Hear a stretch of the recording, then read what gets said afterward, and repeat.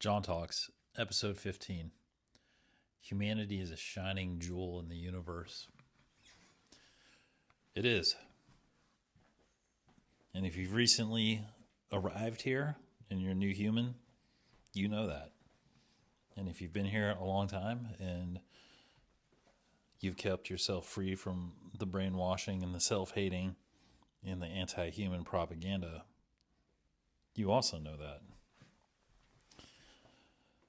It bears repeating over the generations because we have been turned against ourselves by the evil one.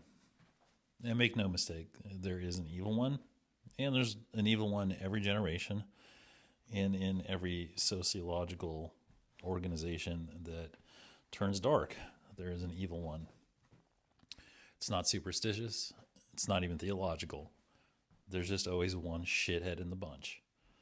And they find great power in turning the others against the others, so they forget that that one evil one is doing a bunch of power collecting on top of the sociological organization. All that being said, humanity itself is a shining jewel in the universe. It absolutely is. And it doesn't matter if you take a theological route to figure it out. It doesn't matter if you just do it by relative comparison. But for me, despite all of the transgressions and despite everything that we've done to each other and in the name of ourselves and the name of other things and whatever you want to call it, whether it's in the name of the God or the name of the devil, we did them. And in doing them, we expanded the universe. And in doing them, we've expanded the consciousness of this connected species we call Homo sapiens. And in doing so, we have progressed a timeless consciousness through the void, knowingly, and become aware of it. And it's fine that some things we've become aware of we're not proud of, many things. And it's also fine that many things that we've become aware of that we've done, we are proud of. And we've done many things to be proud of. Because we're doing them in a vacuum. We're doing them in a vacuum called creation that's enveloped by a larger vacuum of the void, which we don't even know what that is. We can't even think about it because our mind will break of what what actually the void is and like what's outside the edge of creation writ large. And that's another example of what a shining jewel we are, that we can even comprehend these things. And we can comprehend these things in a way that we know that they're true. Ways that are scientifically provable. The fact is we invented science. We invented science to try to reason our way through this existence we're having, which is another example of why we're a shining jewel in the creation. Okay? We're amazing. The thing that does it for me, and the reason I'm saying these things in such an upbeat and like authoritative manner, or because the perspective I have on humans is, I mean, for one, it's informed by my alien abductions. Okay, I mean, it bears repeating in this context that I've been abducted by the Greys multiple hundreds of times during the course of my life, beginning when I was about 5 years old. So my baseline perspective for dealing with my fellow humans is one where I know that we're not the only beings who exist, and I was already regularly dealing with and being acquainted with beings of higher intelligence. So this isn't a plea for humanity being great because, oh, we're the apex intelligence of the universe or whatever. That's not where it comes from. Because I've been around beings who have more advanced technology. The thing that those beings didn't have that we do is an open heart and an open soul that's connected to our Creator. And that's what they were missing. And that's why they were here. And that's why they are on a desperate search for self-preservation through time and space and using their technology and abducting humans and exploring us and testing us and torturing us and trying to find out what makes us tick. And in the moments that I had, the lucid moments that I had with them, deep into the abduction cycle, probably like 15 or 20 years in, where I had established communications with them, I had moments where I let them know directly that the difference between me and them and why they were dealing with me was because I came from a species that was spiritually connected to God, and that we had a member of our species actually have God become one of us, and that his name was Jesus Christ. And there was a definite momentum on their side that shifted when I intoned the light of creation to them with authority. And it was true, and it changed how they viewed me, because up until that moment, they had been viewing me strictly as a scientific experiment. And yeah, it was disturbing, because the way they were treating me was disenfranchising me from my own humanity. And I had discussions about this with my brother, because my brother was also being abducted about as many times. There's no way to know how many, but they basically took both of us the same amount of times. And we would discuss it. And I think he was like 10 or 11 at the time, and I was like 14 or 15 when we were talking about, like, look, man, these things, they're just bagging and tagging us, like how the scientists do to lions on the Serengeti. They would just tag us, and then, like, when they wanted to pick us up, they would pick us up and they would do experiments and get data off of us, and then they would put us back out there. And they were real smug about it. They acted like we were never going to become aware of it. They acted like we were never going to have any recourse to affect anything. And they were doing things. They were putting memory blockers on me, and they were trying to gaslight us into not remembering. And there was a bunch of techniques they used to try to obscure our memories of it, and also to keep us paralyzed and not lucid while they were doing things to us and with us.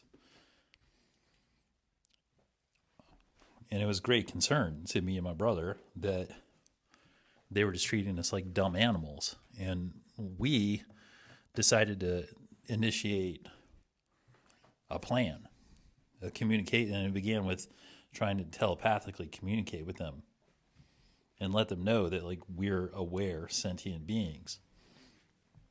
And it was progressive, because a lot of times it'd only be able to wake up a second or two at a time, or in my case, like a second or two at a time in the beginning, or when they would initially show up. And I was trying to telepathically communicate with them in these moments, because those were the only windows of opportunity I had. And the abductions were getting too traumatic, and they're having irreparable repercussions on my life, where I would have to go to school, like elementary school, and pretend like that shit didn't happen when it did, right? Or I'd have to go to West Point while I was being taken at West Point and pretend like, oh, it didn't happen, like it was happening, okay? And I was being really cool about it. In the moment when I communicated to him that I came from a species that was spiritually connected to Creator, to Jesus, it changed everything. And I've never really told anybody about this before, because at the time, I believed in Jesus and I believed in Christ, but I wasn't like a Christian because of the way I was brought up. I was brought up by non-believers. And so it felt weird to do it at the time, even though I knew it was true, and I felt it and they felt it. And it changed the whole nature of that relationship with them. And later on, the nature of the abductions changed and more into what can only be described as them training me. And I can say that because my behavior in my normal human life changed after that. And it also coincided with me going to West Point, where obviously my training was accelerated. And I find it hard to believe that, like, I'm pretty sure the government had been monitoring me the whole time, because I had a couple of secret meetings that they had with me involuntarily to inform me as such.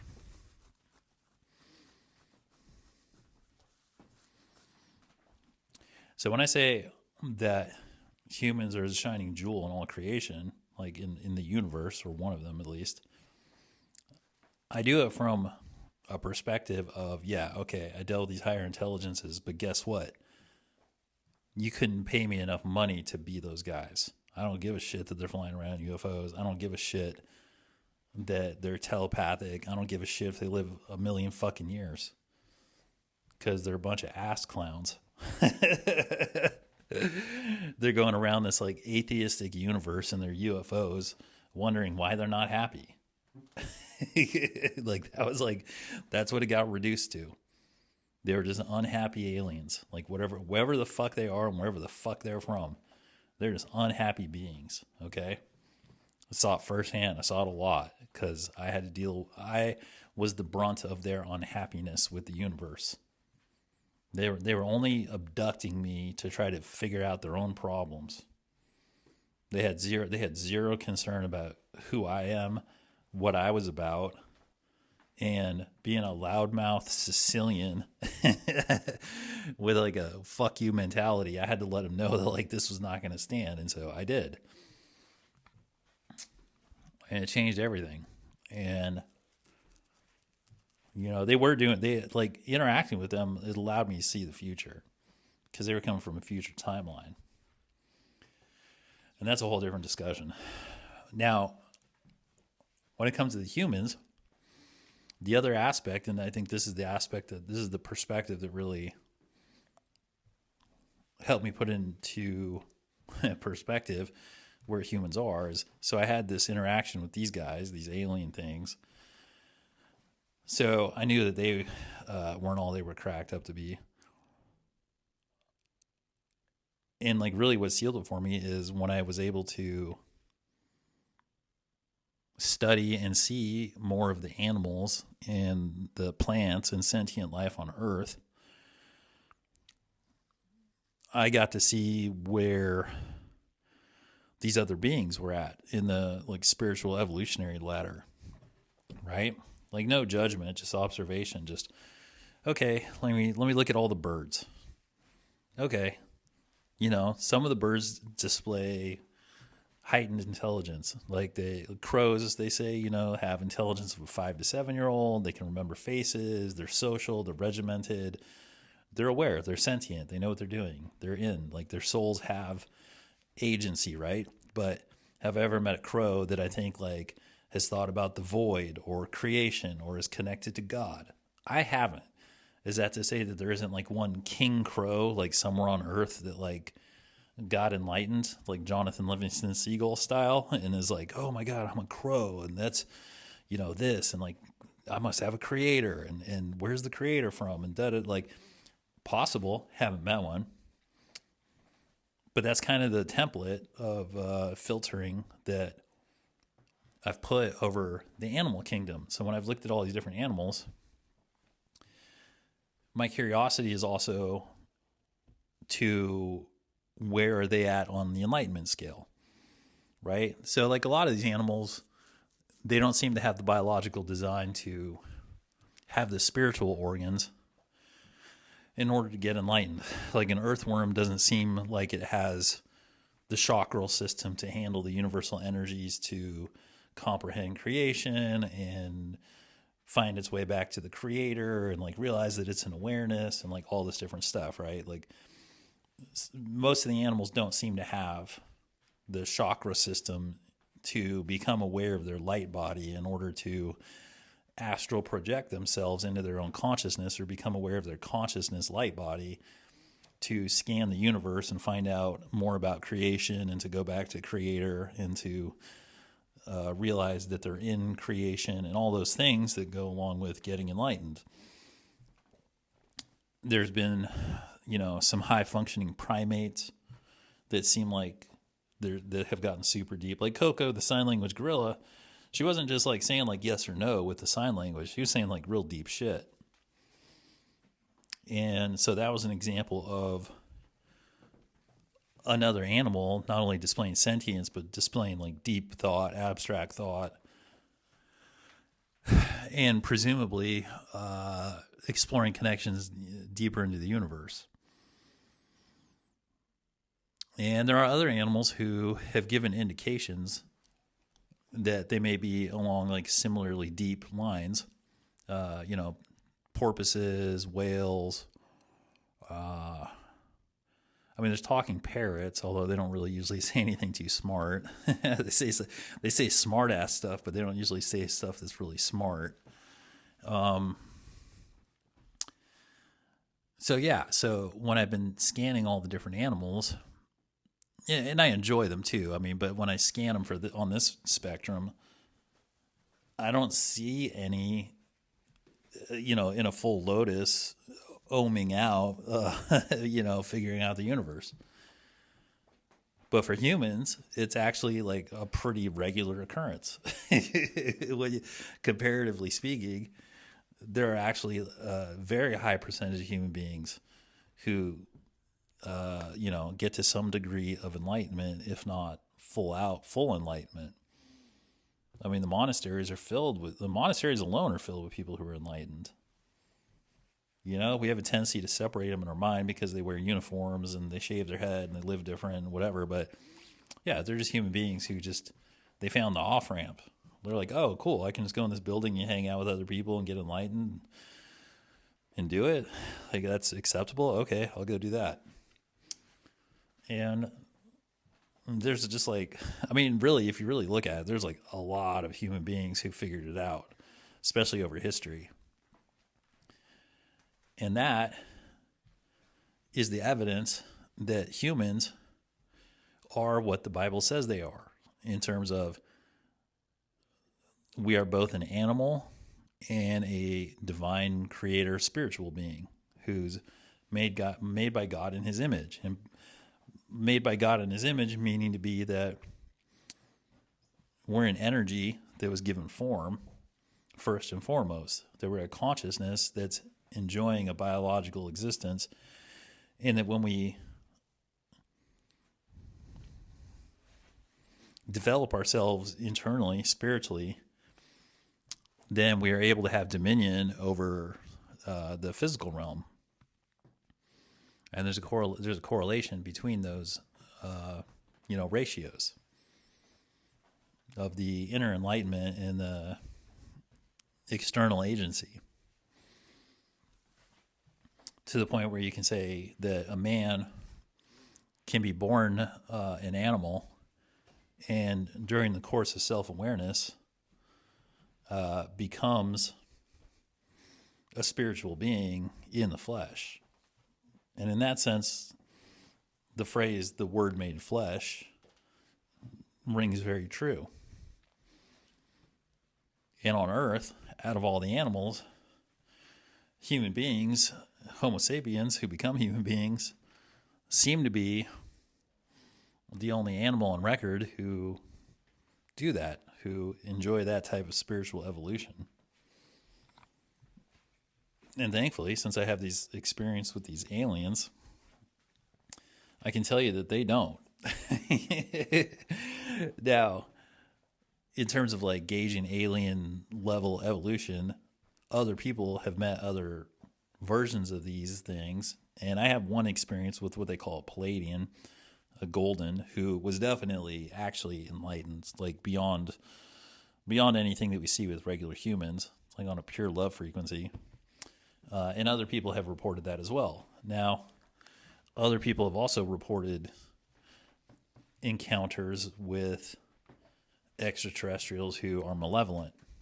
And the Bible talks about the Anunnaki ruling over us in pharaonic times, and they were malevolent.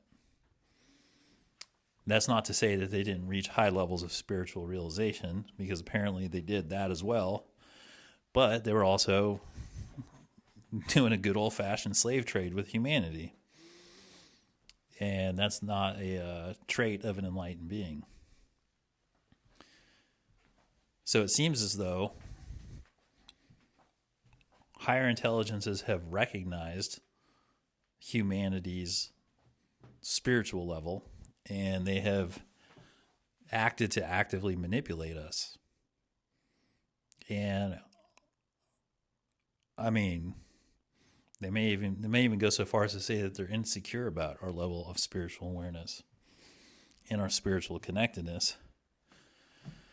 And I would find it very, very hard to believe that they were not aware of the existence of Jesus. Because Jesus manifested himself right in the middle of an area of traditional Anunnaki control.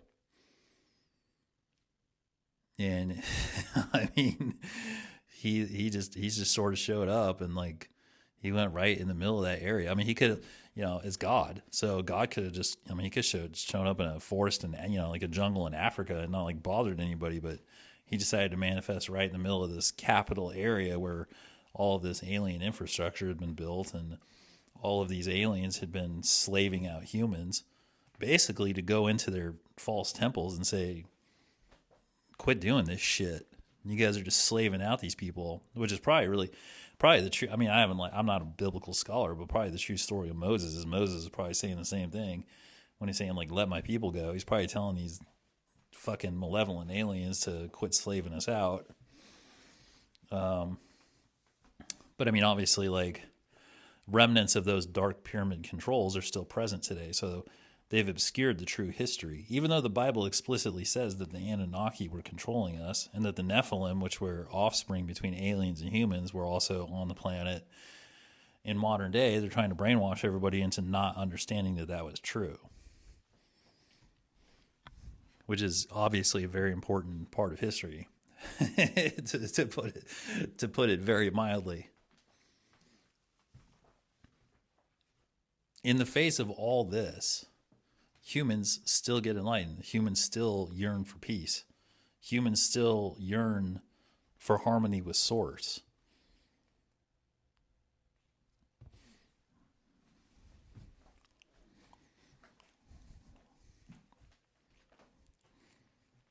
It's inspiring. It's inspiring that we're going through 10 or 15,000 years at a minimum that we know of, because we've been gaslit and hidden from our own history for so long that we don't really know what our history is. And we don't know how long we've been under this dark spell. We don't know how long we've been enslaved. We just don't. So in light of all that,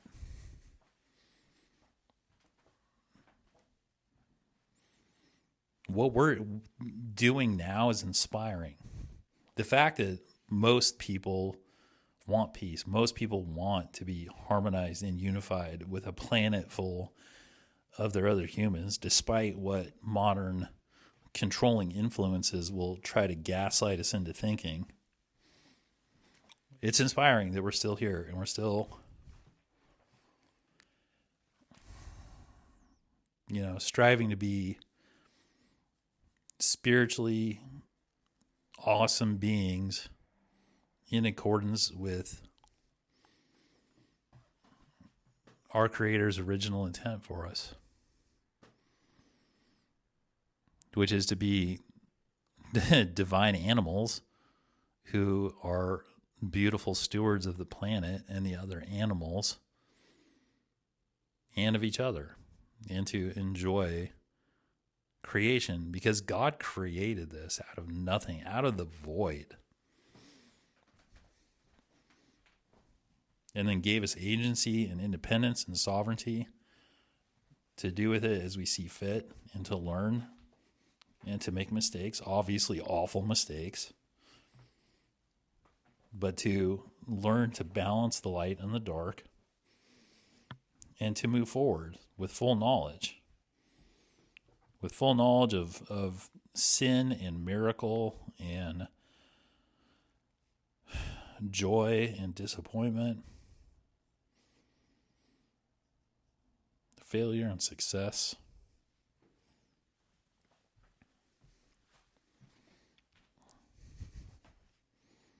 Love and hate.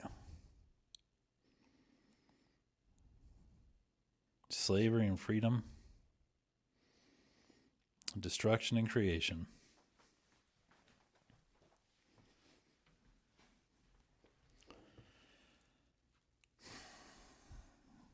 And for all that, I'm very grateful.